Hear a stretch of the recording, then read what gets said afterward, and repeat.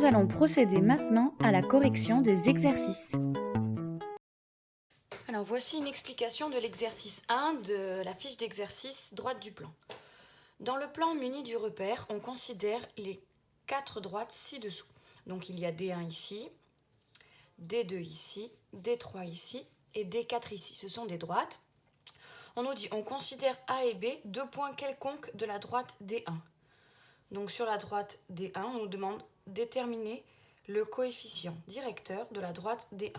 Donc il faut qu'on place deux points quelconques de la droite D1 pour trouver le coefficient directeur. Donc pour placer des points quelconques, on va essayer de placer des points comme je vous l'avais expliqué, qui tombent pile. Donc en regardant la droite, on peut avoir celui-là déjà, deux points, qu'on peut appeler le point A, qui tombe pile. Et ensuite, quand on regarde un petit peu sur la droite, on a celui-là, le point B. Alors après, comme ça tombe quand même sur des petits carreaux, vous auriez pu prendre celui-là ou celui-là, etc. En comptant bien qu'une unité, c'est 4 petits carreaux. Donc ça veut dire que l'unité est partagée en 4. Donc ça veut dire que chaque petit carreau vaut un quart d'unité. Donc ça veut dire 0,25, 0,5, 0,75 et 1. Donc vous auriez pu choisir un autre point, par exemple celui-là de point. Et donc en abscisse, l'abscisse de ce point-là, on le lit sur l'axe des abscisses, donc c'est moins 2. Et l'ordonnée de ce point-là, on le lit sur l'axe des ordonnées, donc c'est moins 2,5. Bon, moi là, je prends sur des points avec des coordonnées entières, c'est un petit peu plus facile, mais on peut prendre n'importe quel point. Donc, exercice 1, on a notre point A, les coordonnées de notre point A en abscisse ici, c'est 0, si on monte sur les abscisses. Et en ordonnée, on le lit sur l'axe des ordonnées, moins 2. Donc on a notre point A. Ensuite, notre point B, en abscisse, moins 1, moins 2, moins 3, moins 4. Et en ordonnée, moins 1, moins 2, moins 3. Donc, on considère A et B deux points quelconques de la droite. Déterminer le coefficient directeur de la droite D1. Dans la leçon, on a vu une formule pour trouver le coefficient directeur, M. C'est YB moins YK sur XB moins XA. Voilà la formule. Donc, on l'utilise. M égale YB l'ordonnée de B moins 3 moins YK l'ordonnée de A moins 2 divisé par XB l'abscisse de B moins 4 moins XA l'abscisse de A 0. Ça nous donne moins 3 plus 2 sur moins 4 moins 0 moins 4. Ça nous donne moins 3 plus 2 moins 1 sur moins 4 et on le simplifie en 1 quart. C'est toujours mieux de rester en fraction quand on ne tombe pas sur un nombre entier. Donc on a trouvé le coefficient directeur. Déterminer le coefficient directeur de la droite D1. Petite phrase, le coefficient directeur de la droite D1 est 1 quart. Ensuite on nous dit, parmi les vecteurs suivants, citez le vecteur ayant même direction que la droite D1. Donc on va les tracer à côté. Vous savez que des vecteurs, c'est pas fixe, donc on peut les placer n'importe où sur le graphique. Donc si on trace le vecteur U, je me mets n'importe où. Et je fais une unité et 4 en haut. Alors là, ça va un petit peu sortir de mon graphique. Donc je vais me mettre un peu plus bas, ici par exemple. Donc si je pars d'ici, le vecteur U, on nous dit 1 en abscisse. Donc comme c'est positif, je vais à droite de 1. Et 4 en ordonnée. Comme c'est positif, je monte de 4. Donc je fais 1, 1 ici. Et 1, 2, 3, 4 ici. Donc là, j'ai mon vecteur U qui est ici. On voit bien que ce vecteur n'a pas la même direction que la droite D1, parce qu'il n'est pas du tout parallèle. Donc non. Ensuite, 1 et moins 1 demi. Donc pareil, je me mets n'importe où sur le graphique. Par exemple ici. J'avance de 1 à droite puisque c'est positif. Et ensuite, moins 1 demi, par contre, je vais descendre d'une demi-unité. Donc si je descends d'une demi-unité, j'arrive là. Et donc mon vecteur V, il a cette direction. On remarque qu'il n'a pas non plus la même direction que la droite D1.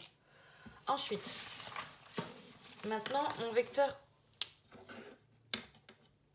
W, 1 et 1 quart. Donc, je vais sur le graphique, je me mets un point quelque part.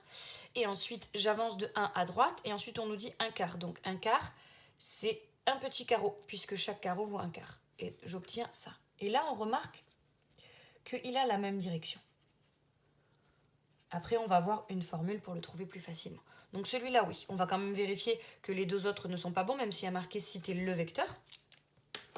On va quand même vérifier un petit peu. Donc, ensuite, le vecteur R1 est moins un quart. Donc, je me mets quelque part. Je vais à 1 à droite et moins un quart, ça veut dire que je descends de un petit carreau. Donc, le vecteur R, il est là. On voit bien que ce n'est pas la même direction. Il n'est pas parallèle à la droite. Et ensuite, le vecteur S, 1 à droite et 1 demi. Donc, 1 demi, ça correspond à 2 petits carreaux. On obtient le vecteur S. Voilà. Donc, on voit bien qu'il n'y a que le vecteur W qui est parallèle. Alors, ce qu'il faut retenir, c'est qu'un vecteur directeur, quand on a l'équation réduite d'une droite, donc y égale mx plus p, trouver facilement un vecteur directeur, parce qu'on a vu dans la première partie de la leçon qu'un vecteur directeur, il y en avait une infinité pour chaque droite.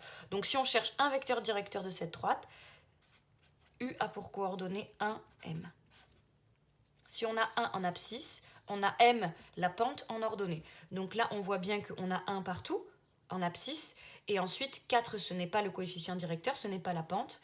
La pente, c'est 1 quart. Donc du coup, on a 1 quart.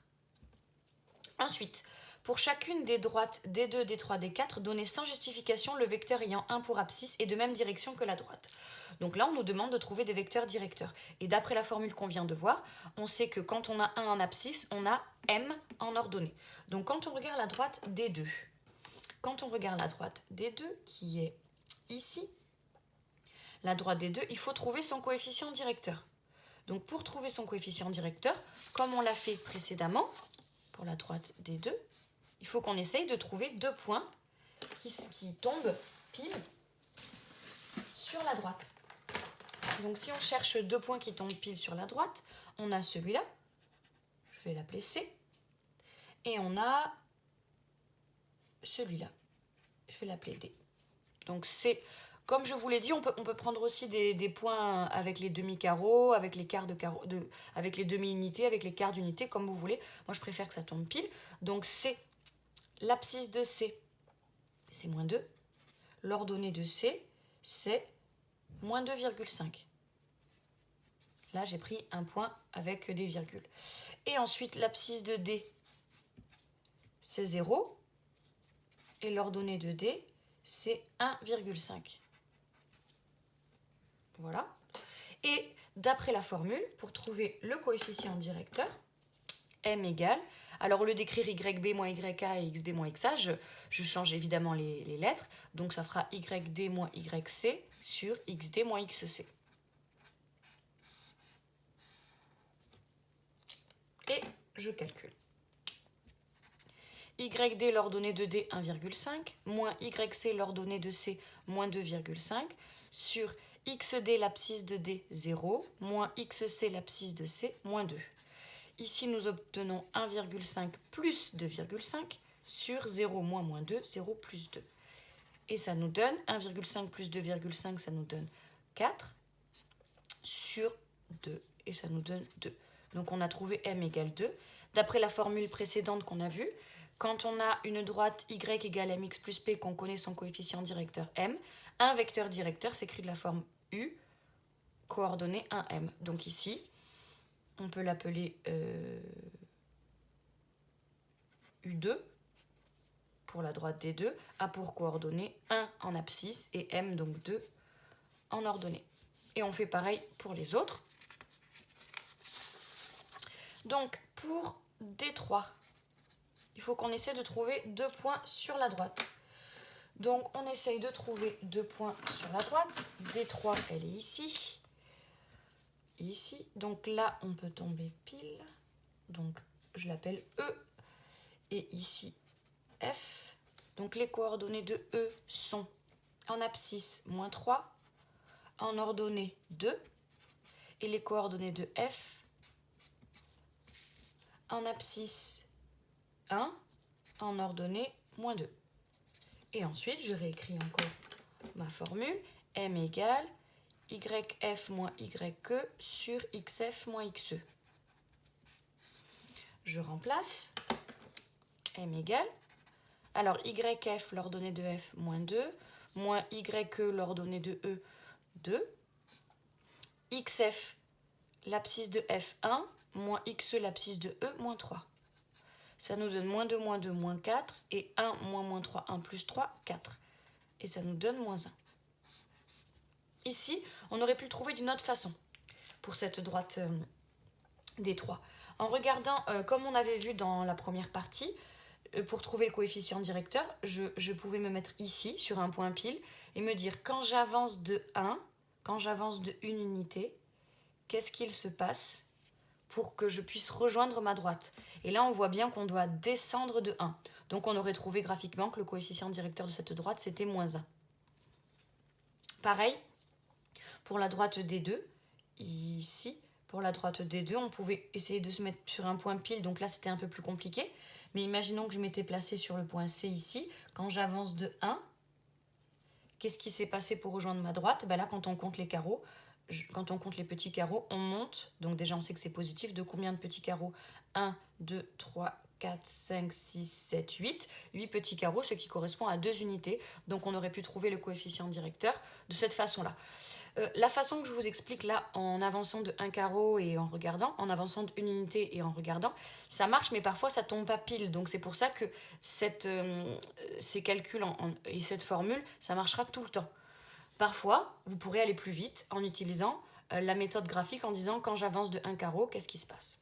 Et enfin, pour D4, donc pour D4, ici, on essaie de trouver 2 points. Alors, ici par exemple, G,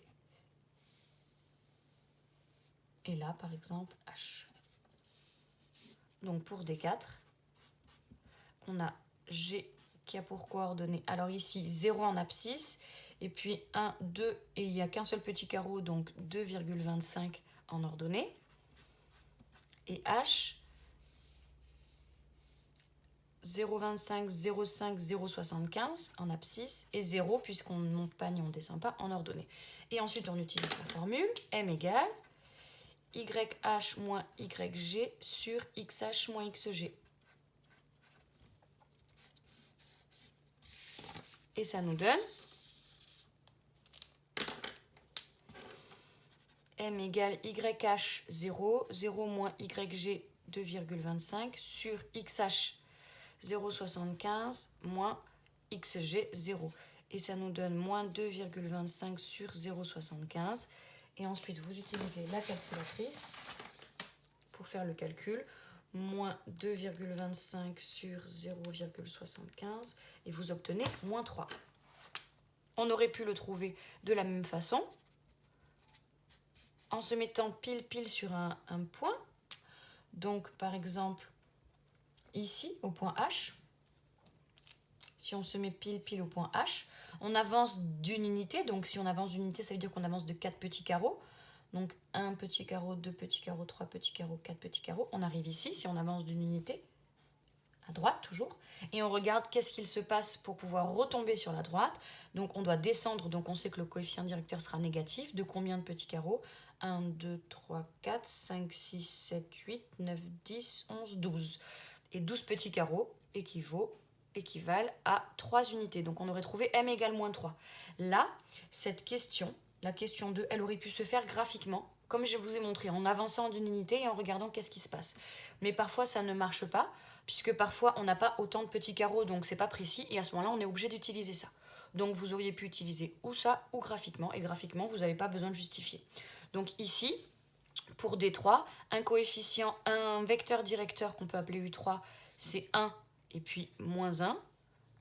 Et ici, U4, un vecteur directeur de la droite D4, c'est 1 et moins 3. Voilà.